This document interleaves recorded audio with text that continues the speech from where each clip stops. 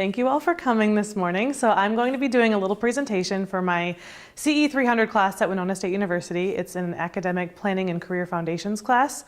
I'll be talking about a scholarly person, what it's like to be a scholarly person, what that means to me, as well as a few other things that I've learned throughout the semester in this class, including a everyday hero and what your traits are for your personal everyday hero, as well as Erik Erikson's stages of psychosocial development, something else we studied this semester. So, what does it mean to be a scholarly person?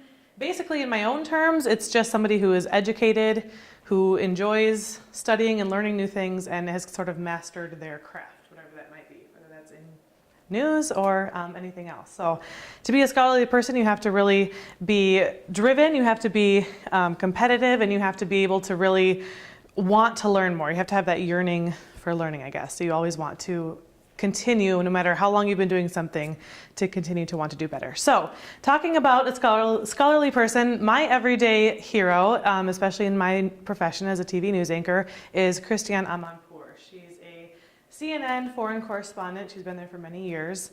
She's done some work with ABC as well, but she is my absolute favorite television journalist, partially because of her drive. She's super driven in everything that she does. She has been, she was born in England and she grew up in Iran, and she came to the United States for college, and right away she hit the ground running. She got a job at a small market news station in Rhode Island. She went right from there to CNN. She basically called them up and said, I really want a job. I want to be a foreign correspondent. What do I have to do? And they asked her all these questions about conflicts happening in the Middle East, and of course she knew about all that, and she got the job, and now she's pretty much a legend there. So some of the traits that she has is that she's driven, like I said, she's hardworking, and she accepts criticism. That's a huge thing. She's taken some really harsh criticism for some of her reports that she's done, especially regarding some of the conflicts in the Middle East, in Bosnia. She does some really high-profile interviews, but people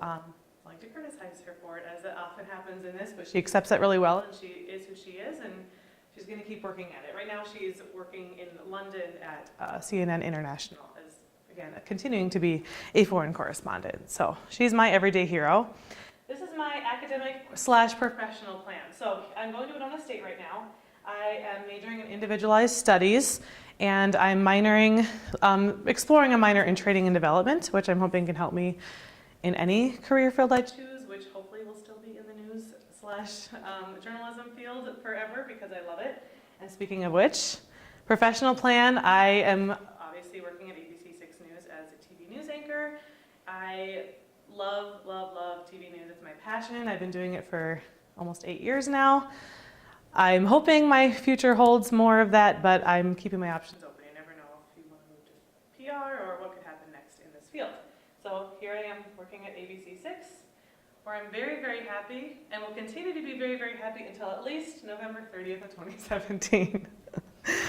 Okay, so social justice issues. One thing we had to just look at is exploring social justice issues in our career field. So of course, my career field being journalism and television news.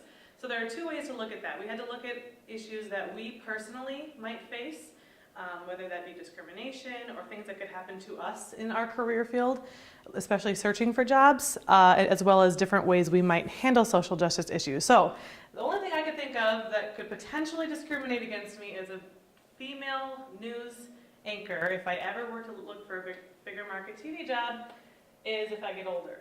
Sometimes you don't see as many older women in TV news, I don't feel, than you do older men. I feel like their careers on anchoring.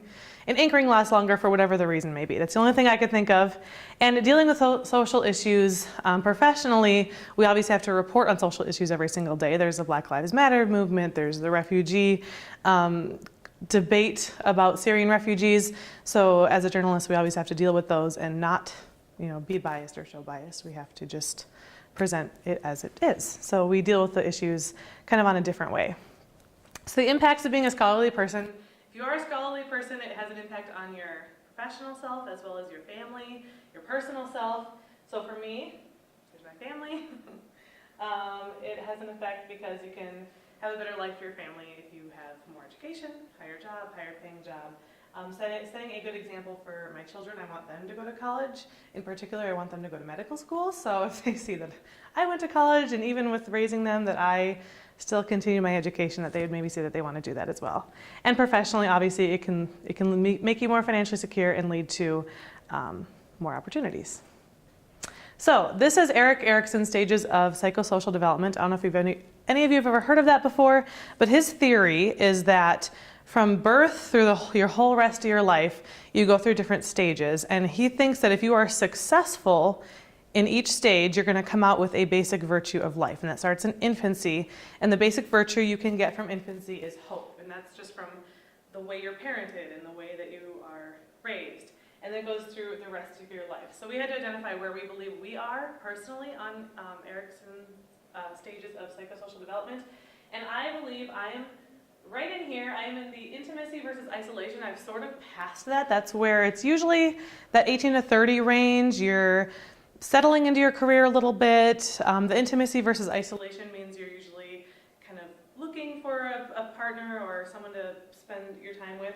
I'm kind of moved on past that phase, and I'm into the generativity versus stagnation phase. And that's more when you've settled into your career, you're looking at you know what you enjoy doing with your life, and you're looking at continuing with that, or really focusing in more on your career at this stage in your life. So, and the basic virtue that can come from that is care, and the basic virtue from the other one is love. So those are that. So one other thing I have to talk about is our textbook. We're reading this book called Luck is No Accident, Making the Most of Happenstance in Your Career and in Your Life. And basically when stuff happens, instead of saying that just sucks, you want to figure out how you can make it a good thing. So we had to pick two examples. I chose Bob. He wanted to be a journalist at the Washington Post, really, really badly. He tried something out there. He did some writing there, failed. They didn't think he had what it takes. So he called up the editor and continued to call up the editor and continued to call over and over and over and over, and showed up until they got so sick of him, they said, fine, write this story. And he did amazing, really amazing in his career. He ended up breaking a little story called the Watergate scandal. So he ended up being a world famous journalist, all because he was persistent, and I think that that's something that's key. If you want it, you have to keep going for it. And then Beverly grew up really, really poor. She was super poor. She didn't think college was in her future. She didn't do very well in school. So finally she got to her senior year, and she's like, I want to at least try to get into college. And she got into college somehow. And she's like, I basically get one shot at this. I'm getting this some financial aid. I'm going to go for it. She was so poor. Her family didn't help her. She would make her own dishes. She learned how to do pottery so she wouldn't have to buy dishes. She made her own clothing. She truly did more than scrimping and scrounging. She did above and beyond to be resourceful. She would move into the cheapest, dirtiest place she could find and learn how to use tools to fix it up. She did everything she could, and then she ended up owning a very successful she had real estate investments, and she also ended up owning a publishing company, which is what she went to college for, all because she learned to deal with her horrible circumstances in her life. So that was sort of taking something that's bad that you have in your life and turning it into something positive. So that's the end of the slideshow. So I guess, yeah, I think the scholarly person is the person who can just continue to follow their dreams and continue to learn and not ever feel like they have to be just stagnant in their life. So, any questions? No? Okay, we're good. How come you